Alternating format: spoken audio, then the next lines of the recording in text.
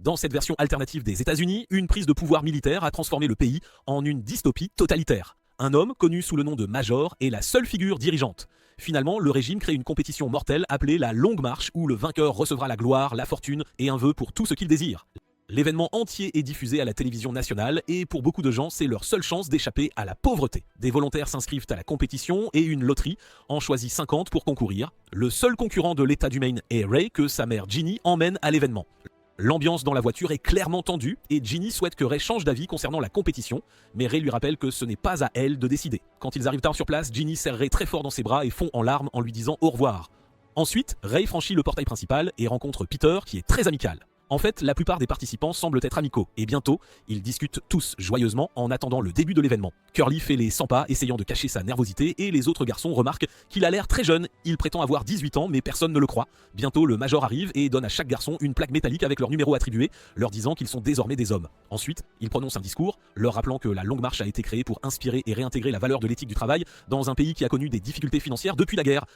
Chaque année après l'événement, il y a un pic de production, donc le Major pense sincèrement que cela fonctionne et que le problème de la nation n'est que la paresse. Pendant qu'il parle, les concurrents reçoivent des bracelets qui mesureront leur vitesse. Ensuite, le Major passe en revue les règles. Tout le monde doit marcher jusqu'à ce qu'il ne reste qu'une seule personne et il n'y a pas de ligne d'arrivée. Ils doivent maintenir une vitesse de 3 miles par heure et s'ils descendent en dessous, ils reçoivent un avertissement. S'ils ne peuvent pas maintenir la vitesse en 10 secondes, ils reçoivent un autre avertissement.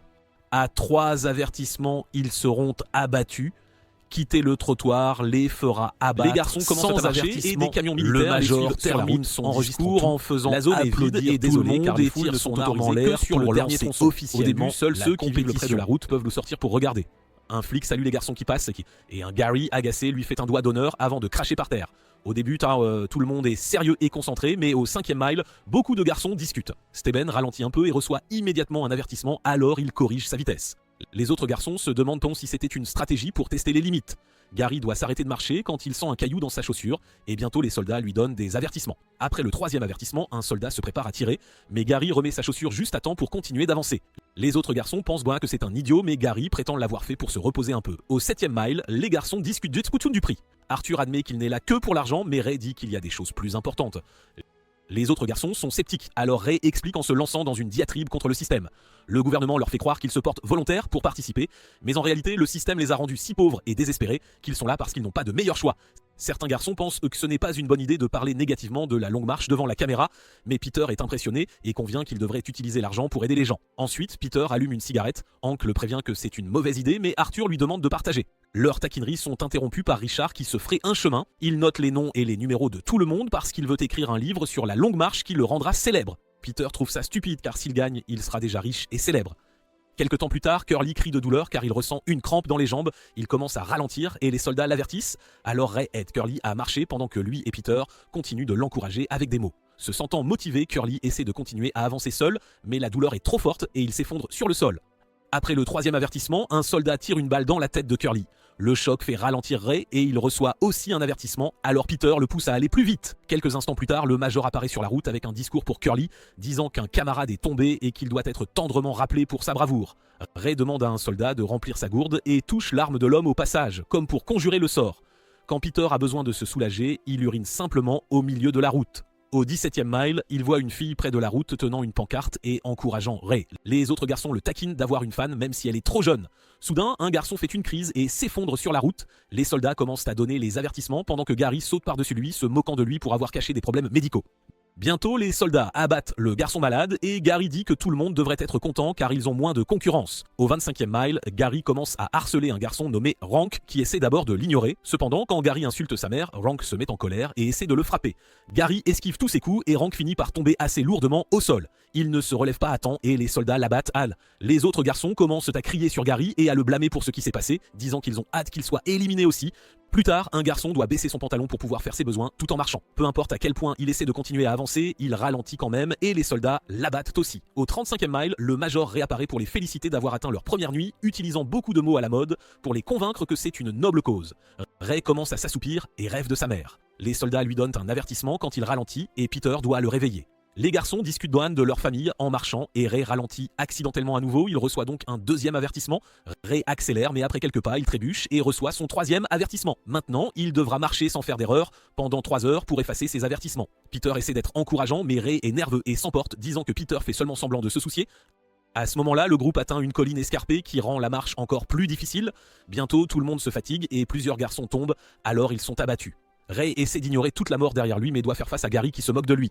Finalement, Ray commence à ralentir mais Peter le rattrape juste à temps. Ray apprécie et s'excuse pour son emportement précédent. Le matin, les garçons atteignent le 59e mile. Après toutes les morts sur la colline la nuit dernière, il ne reste que 18 joueurs. Au 67e mile, Hank tient à peine le coup. Peter essaie de prendre de ses nouvelles mais Hank s'emporte et le renvoie. Pendant ce temps, Richard marche avec une cheville tordue et il ralentit finalement. Les soldats l'avertissent et Ray essaie de l'encourager à continuer d'avancer mais Richard n'en peut plus et s'effondre.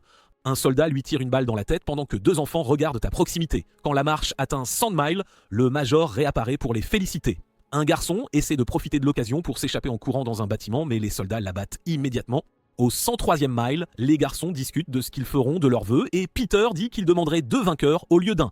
Ray veut changer tout le système mais les autres soulignent que le vœu ne peut pas modifier directement l'état. Ils sont frustrés alors ils commencent à maudire le major et la compétition. Le soir, il commence à pleuvoir assez fort. Ray peut à peine rester éveillé alors Peter l'aide à marcher. Le matin, ils atteignent le 144e mile et Arthur s'arrête pour faire ses besoins. Les soldats l'avertissent rapidement, il doit donc continuer avant de finir. Les garçons continuent de discuter pour oublier leur épuisement, alors Ray décide de parler à Peter de son père, qu'il considère comme son héros. Son père lui enseignait des sujets illégaux comme la philosophie et le gouvernement le considérait comme un traître. Le major lui-même lui a demandé d'arrêter ses leçons et de jurer fidélité, mais le père de Ray a refusé et a été immédiatement exécuté. Ray révèle alors son secret. Il a rejoint la longue marche pour souhaiter une arme et tuer le major. Il se plaint des gens au bord de la route qui aiment les voir souffrir, mais Peter leur rappelle qu'ils sont aussi victimes du système. Ils ont été conditionnés à penser que c'est noble. Au 170e mile, personne n'est d'humeur à discuter. Un garçon aux pieds ensanglantés n'en peut plus et supplie les soldats de l'aider alors qu'il essaie de monter sur un char. Un soldat le fait immédiatement tomber et le char lui roule sur les jambes. Il reçoit toujours les avertissements pendant qu'il crie de douleur et finit par être abattu d'une balle dans la tête. La scène pousse un autre garçon à perdre la tête et il enlève ses vêtements avant de courir hors de la route, ce qui le fait abattre aussi. Hank remarque alors qu'il a perdu une dent. Le soir, le groupe atteint le 201e mile et Hank tient à peine debout. Ray essaie de l'encourager mais Hank en a fini. Il se retourne et s'approche des soldats dans un camion, ce qui le fait abattre sur le champ. Un Arthur dévasté court pour tenir son ami alors qu'il meurt et reçoit un avertissement. Alors Ray doit l'éloigner pour le sauver. Le lendemain matin, ils atteignent le 209e mile avec seulement 6 garçons restants. Ils se souviennent que Hank avait une femme et conviennent que le vainqueur lui donnera une partie de l'argent du prix. Leur conversation n'inclut pas Gary qui commence à se sentir exclu. Il s'approche de Ray et révèle que la mort de Hank le hante depuis qu'elle est arrivée, mais il n'a jamais vraiment voulu que le garçon meure. Gary s'excuse mais insiste aussi sur le fait que ce n'était pas sa faute. Il promet de donner de l'argent à la femme de Hank aussi, alors le groupe accepte de l'inclure dans leur camaraderie. Alors qu'ils continuent de marcher, Gary se lance dans une diatribe sur la situation, clairement incapable de gérer la culpabilité. Après s'être emporté contre les autres, il marche devant et utilise une cuillère pour s'auto-éliminer. Les soldats lui donnent toujours les avertissements et lui tirent une balle dans la tête comme d'habitude. Au 260e mile, les garçons essaient de garder le moral en chantant. Le 5e jour, ils atteignent le 278e mile et prennent la route vers la ville natale de Ray.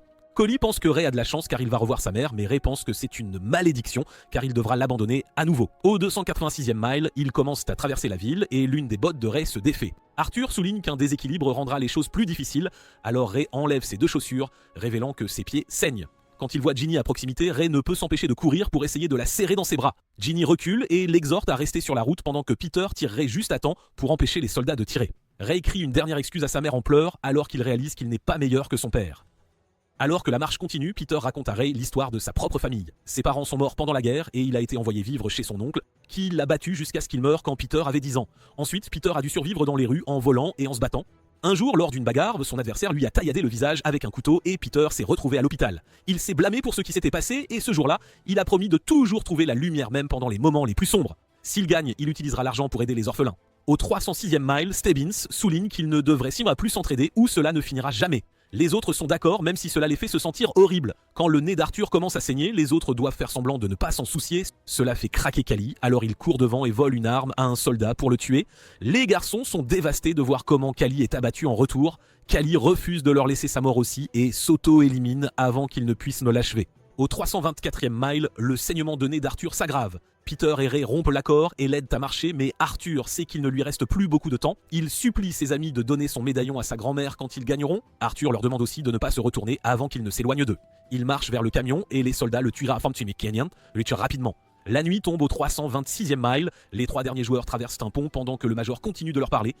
Ray est agacé et commence à l'insulter, mais le Major n'est pas dérangé, il pense que ce sont les instincts de tueur nécessaires à un vainqueur. Stebbins profite de l'occasion pour révéler qu'il est l'un des dizaines de fils illégitimes du Major et que son vœu est de vivre dans la maison de son père.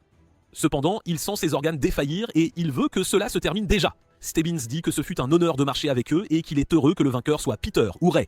Puis il s'arrête de marcher et les soldats l'abattent sans que son père ne s'en soucie. Quelques instants plus tard, il commence à pleuvoir, Ray admet qu'il avait peur de la mort, mais après avoir vu tant de garçons mourir, il n'a plus peur car ce moment est important. Au 331e mile, le duo atteint une ville où une foule immense les encourage. Peter s'arrête et dit qu'il veut abandonner pour que Ray puisse retrouver sa mère, mais Ray refuse et le convainc de continuer, puis Peter marche devant, ignorant que Ray s'est arrêté derrière lui. Bientôt, les soldats l'abattent et Peter essaie de revenir pour lui, mais comme il est le vainqueur, les soldats l'entraînent. Ray dit à Peter qu'il l'aime et s'excuse auprès de sa mère avant que le Major n'apparaisse pour exécuter le coup final qui le tue. La foule applaudit et des feux d'artifice remplissent le ciel pendant que Peter fait une dépression. Le Major félicite Peter et lui demande son vœu. Peter dit qu'il veut l'arme d'un soldat pour pouvoir la transmettre un jour à ses enfants, comme symbole de sa victoire.